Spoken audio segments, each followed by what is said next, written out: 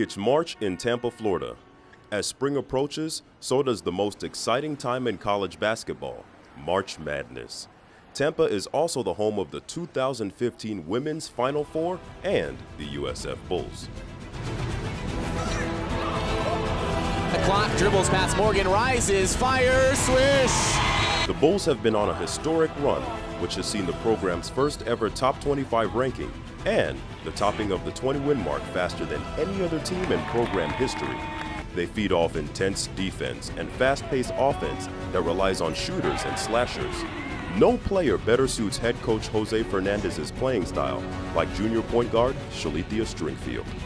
Stringfield fires for three, right wing, yes! Going down the left side of the court, crosses over to the middle all the way to the basket, high arcing layup in.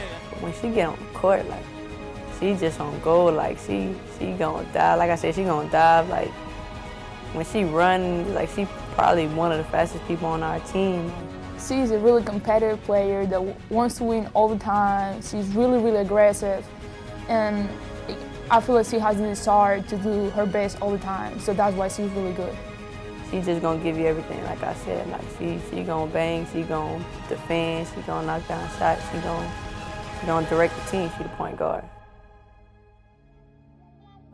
My grandma would pick me up from school and tell my mom that I'm always dirty. I've been out there playing with the boys at the basketball court.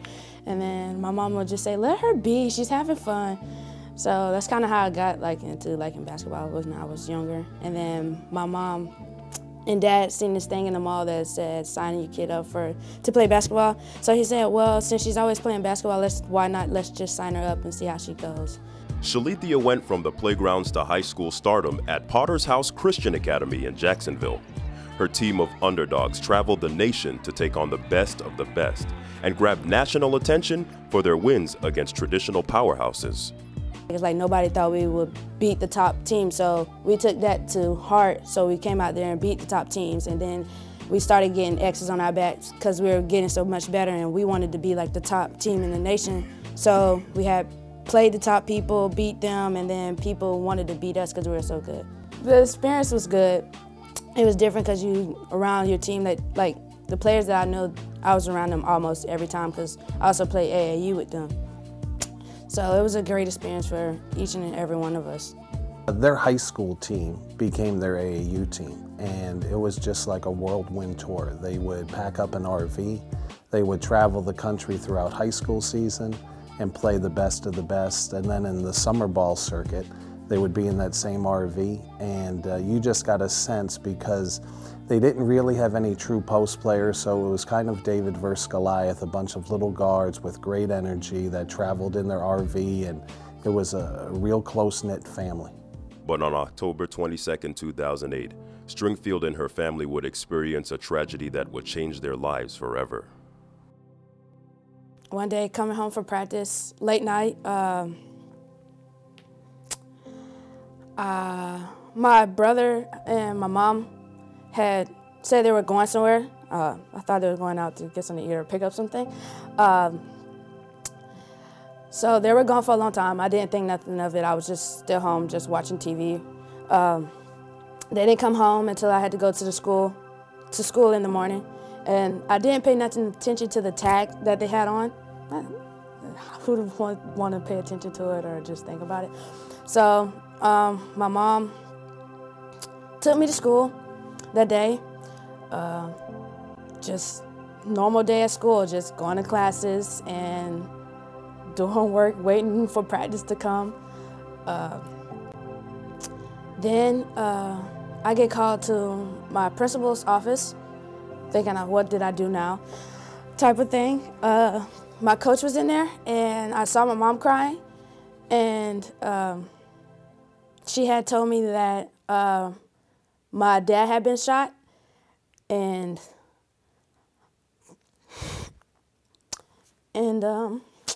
my coach was in there. And my principal, they was trying to stop me from crying.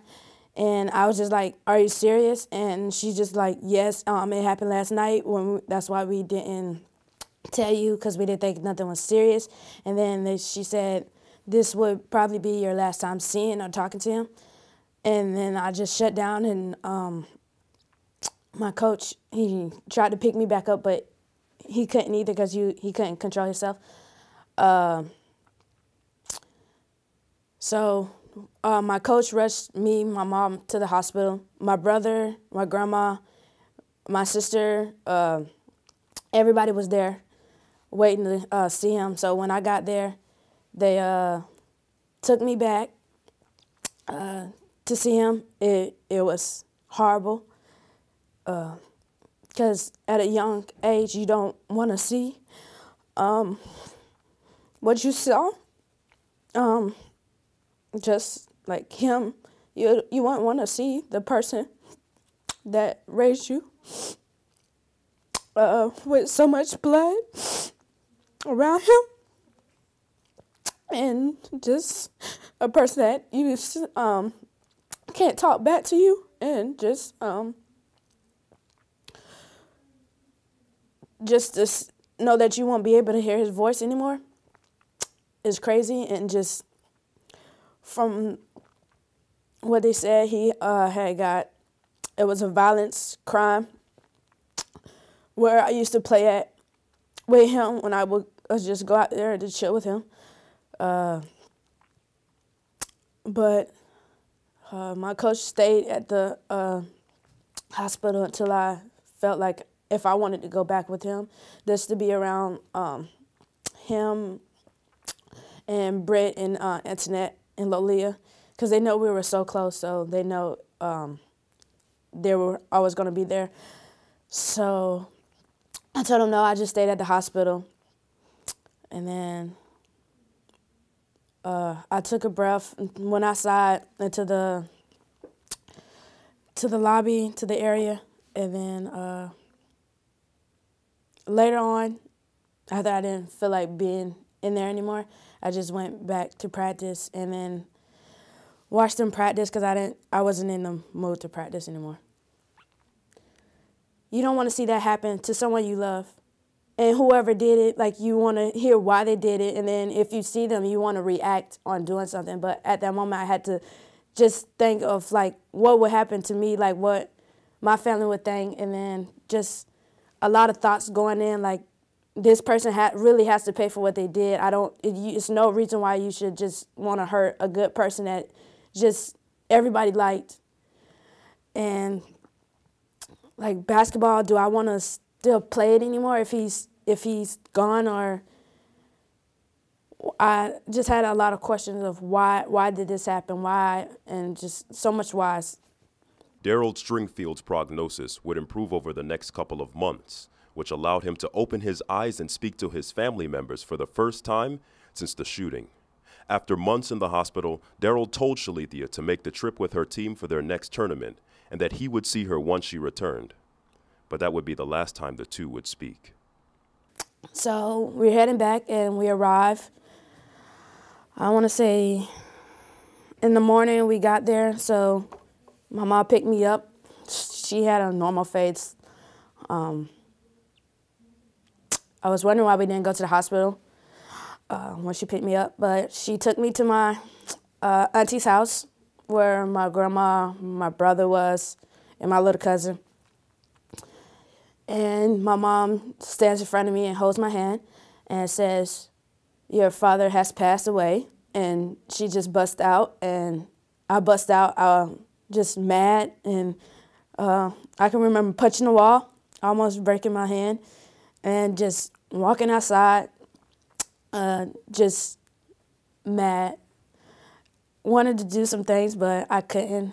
So I just walked around the block, and they tried to look for me, but I came back in, and then that was that.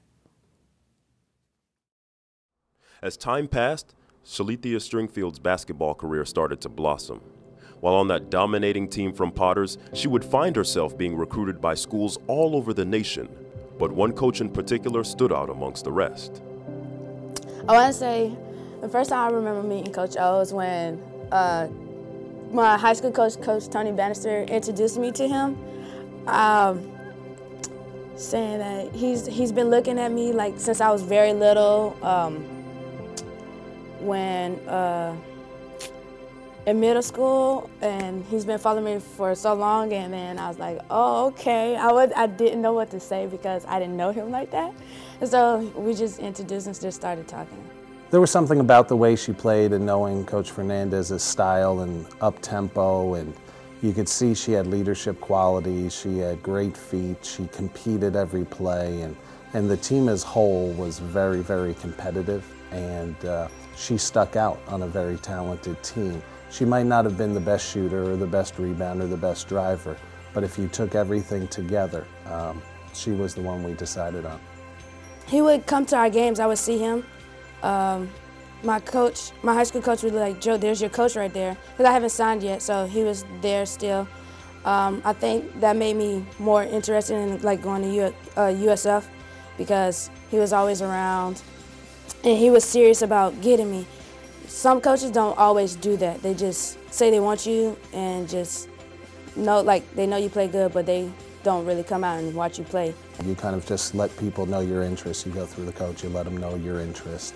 The team was so very talented. They had a bunch to Carolina, Pittsburgh, Seton Hall, and the recruiting, it was a who's who based on things. And you kind of found out which one you might try to recruit, and there was a long line. There's been many coaches that have come up to me, and I've never said it out loud, but I got the best one, and I still believe that to this day.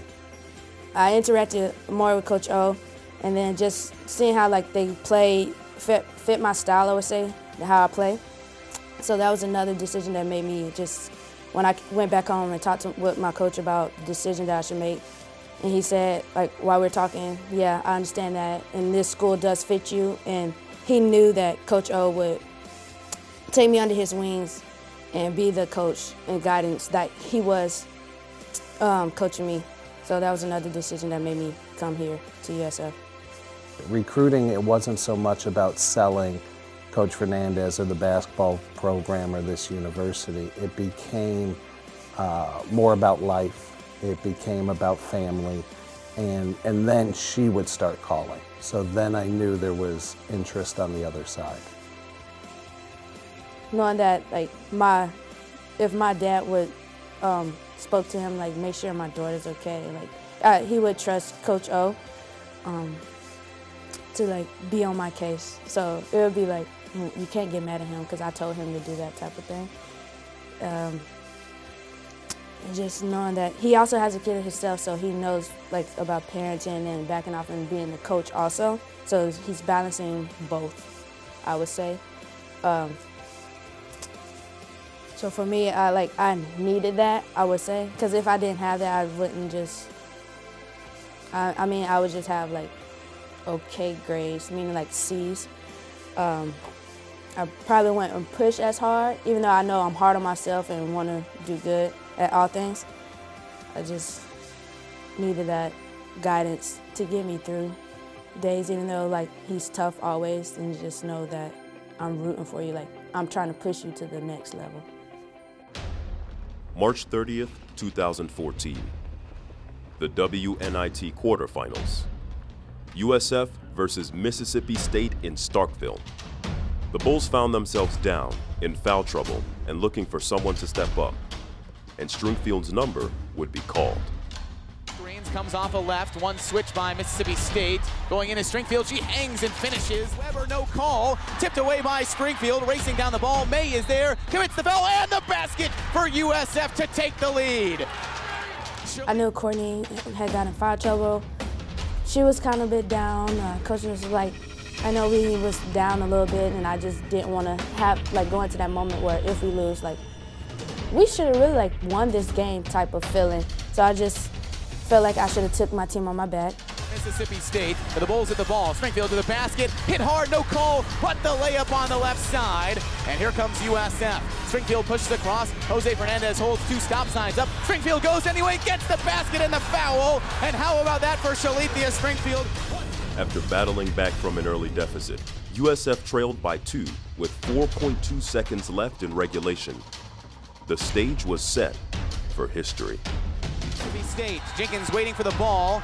She's going to try to fling it, looking for Williams, still having trouble, finds Williams, 4 seconds left. Here comes Courtney, sprinting ahead, 1 second left, fires up a shot, partially blocked. It's good! Courtney Williams, a 3 at the buzzer! I definitely don't feel like she was given enough credit for that game because I made the game-winning shot. It's like, okay, Court won the game, but that game wouldn't have been to that point if she wouldn't have knocked down the big shots and defended the way she did. Everyone will remember the Courtney Williams shot, and it will be one of the great moments in USF history. But basketball people, teammates, coaches, people at the game, fans, Mississippi State staff knew there was one reason USF was still in the game, and that was Shalethia Stringfield. Like, somebody needed to carry us during that game because everybody was in trouble, like foul trouble, whatever it was, and nobody was like showing anything. And then she came like from nowhere and did her best. Through peaks and valleys, the valuable connection between a coach and player on and off the court is one that both parties will cherish while never forgetting the past. Can you describe your relationship with her? It's unique. I think there's so many players that come through 22 years of coaching. There's a few that really stick out because of a different circumstance. You know, Lee would be one of those that I view myself as a 45-year-old that hasn't had to deal with the tragedies that she has. So one that will always be close, that I will always stay in touch with and probably remind her of things and good decisions. But that was just the start of our relationship, and I knew from that point as a parent, not even really as a coach, that we would always stay in touch. That I've never met her dad, but I think he and I have a bond, a relationship. We have a deal that I'm going to look out for her. I think I really needed that to push forward, because not being able to like, you always hear your mother's voice telling you to do something, but then again, you need that man's type of voice to push you through. From my standpoint, as not like having my father to talk to, because I'm pretty sure he would be saying the same thing that Coach O's saying. Everyone you recruit, there's a different story, and with Lee, I knew there would be a lot more from a non-basketball standpoint. You know, I never met her dad. I could still this day picture he and I sitting down talking and sharing the same stories and laughing at the same things and getting frustrated at the same things. But I knew throughout the recruitment process and from talking to Mom, and I expressed to her about, you know, that I couldn't promise national championships or All-American awards, but I could promise that I would take care of her. JC didn't have a big sister. I promised I'd look out for her. I promised her we'd make sure we would get her across that stage and get that diploma. So I think I knew there was going to be some added responsibility. But she is a success story that a lot of people don't know about, that has just overcome every hurdle that a lot of adults haven't had to overcome. What's something else that you kind of learned from your dad, that your dad taught you, that you still resonates with you today? Just make sure my mom's happy. Try to keep my brother on track. And when things seem to fail, just know that something better's coming.